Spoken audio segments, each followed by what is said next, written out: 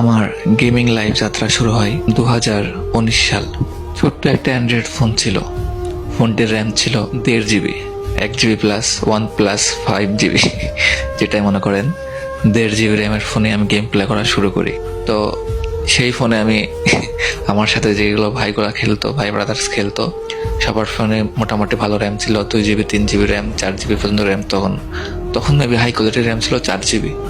তো ওই সময় আমার ফোনের র্যাম ছিল 1.5 জিবি। তো আমার ফোনে গেম প্লে একদমই করা যেত না।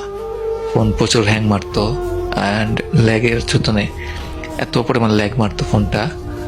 ল্যাগের কারণে একটা কান দিয়ে ফায়ার করবো একটা গুলি দিয়ে, তো যদি ডান দিকে ফায়ার করতাম বাম দিকে চলে যাইতো এনিমি, আর সামনে দৌড়াতে গেলে পিছন দিকে ঠাস করে ঘুরে যাইতো। অনেক প্রবলেম ছিল ফোনে। তো এমনি আমি প্রায় 1.5 বছর ওই ফোনে গেম খেলছি। ওই সময় লকডাউন ছিল। লকডাউনের মধ্যে তো সবার ভালো ভালো ফোন ছিল। আমি গেম প্লেটা শুরু করছি কেমনি আপনাদেরকে শোনাই। ফার্স্টে আমি একদিন লকডাউনের আগে আমার এক বড় ভাই গেম খেলতো আমার পাশে বসে।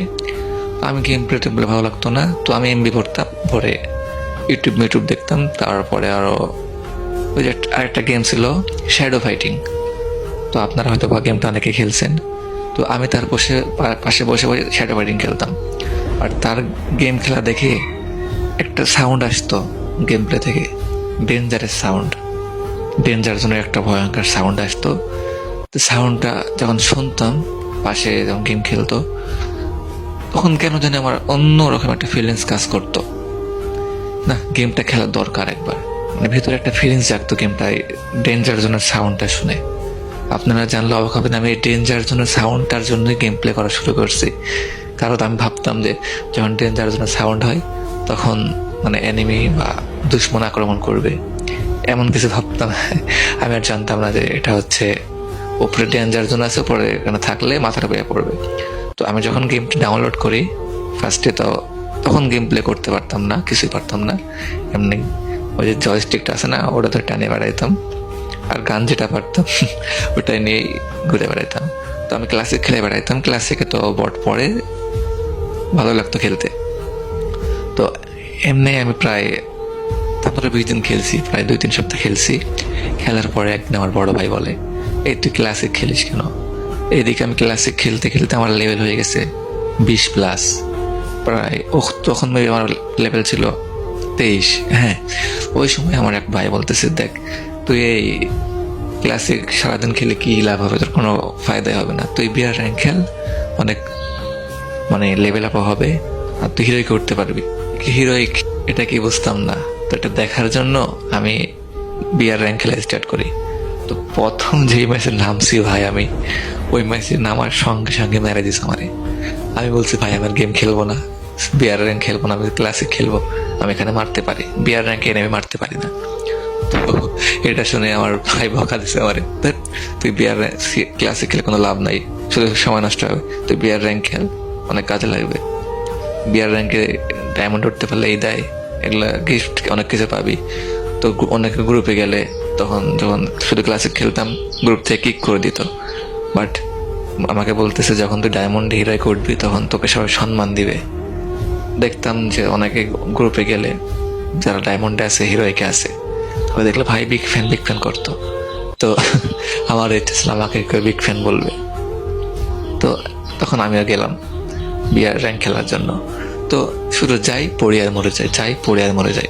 গেম প্লে আর করা হয় না, করতে পারি না, শুধু মাইনাস খাই আর মাইনাস খাই। টানা 3 দিন খেলার পরে ভাই আমি ব্রোঞ্জ থেকে সিলভারে উঠছি। তো তখন আমার এক বড় ভাই আমাকে বুদ্ধি দিল, দেখ তুই তো গেম প্লে করতে পারিস না, তুই এক কাজ করতে পারিস, ওই ফ্যাক্টরির সাইডে যে আপনারা এখনো দেখবেন আছে যে হলুদ সিঁড়িটা আছে, লম্বা সিঁড়ি, ওই সাইড দিয়ে যে ওপরে কি কয় ওই হলুদ রডগুলা শোয়ানো আছে না, তো আমি ওটার উপর নেমে পুরো ম্যাচ ওখানে শুয়ে থাকতাম। তারপরে বিমা শক্তির উপরে যে বড় বিমা শক্তির বড় খাম্বাটা আছে গোল, ওটার উপর শুয়ে র্যাঙ্ক পুশ করতাম। ভাই এগুলা ভাবলে আমার যে হাসিটা পাই।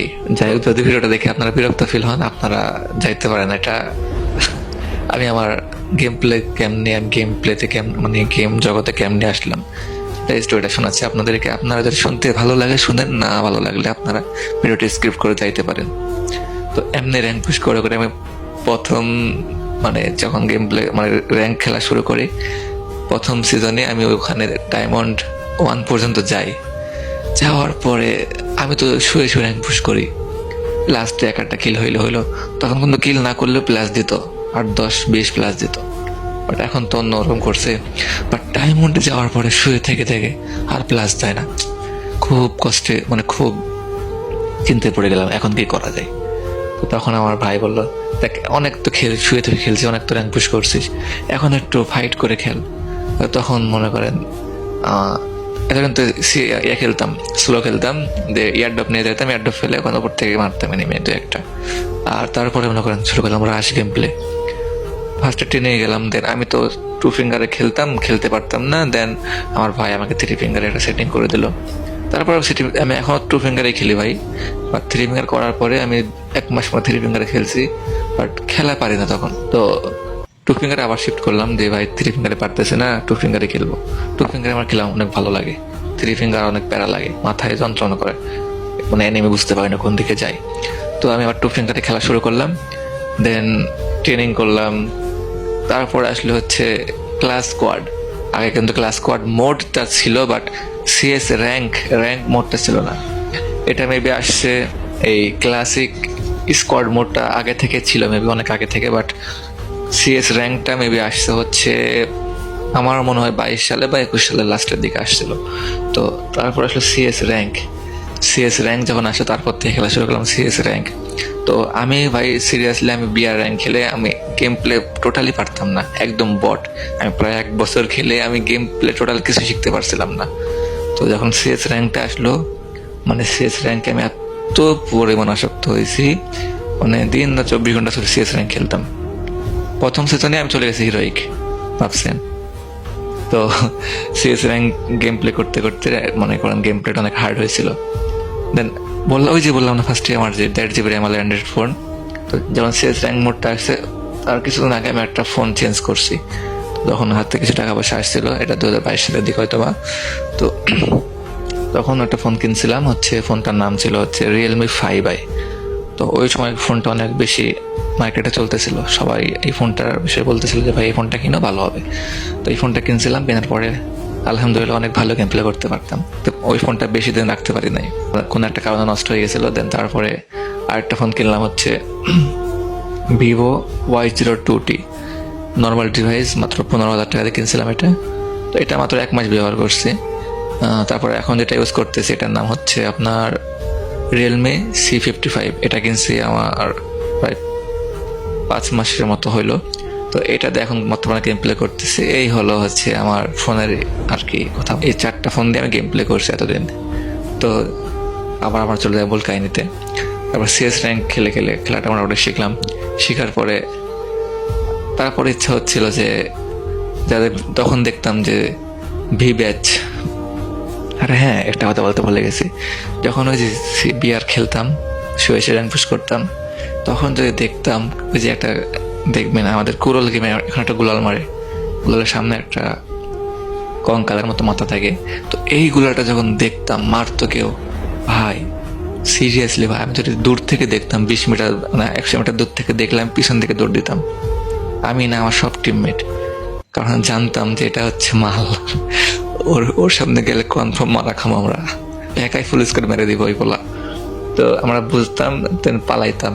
বাট এখন বর্তমানে যে অবস্থা, শুধু মানে আমরা হিট লিস্ট মেরে এনিমি মারি।